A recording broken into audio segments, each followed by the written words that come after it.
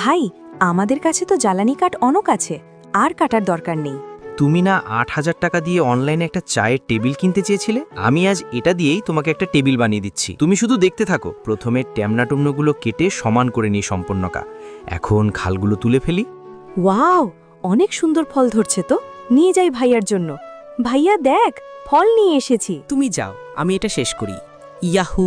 এখন ড্রিল করে নেই। এখন আঠা দিয়ে সুন্দর করে লাগিয়ে দিব। এখন সোজা করে এর ভেতর থেকে সব ময়লা আবর্জনা পরিষ্কার করে ফেলব আর সুন্দর করে ডিজাইন করব। তার আগে এটি হচ্ছে শয়তানের ছবি, আর এটি হচ্ছে আল্লাহর সুন্দর নাম। যে আল্লাহর সুন্দর নামকে লাইক সাবস্ক্রাইব করতে ভয় পায়, সে গান বাজনার ভিডিওতে ঠিকই লাইক সাবস্ক্রাইব করে। আসলে সেটাই হচ্ছে শয়তানের বন্ধু। এখন এর উপর রং দিয়ে দিব। এই তো রেডি আমাদের টেবিল।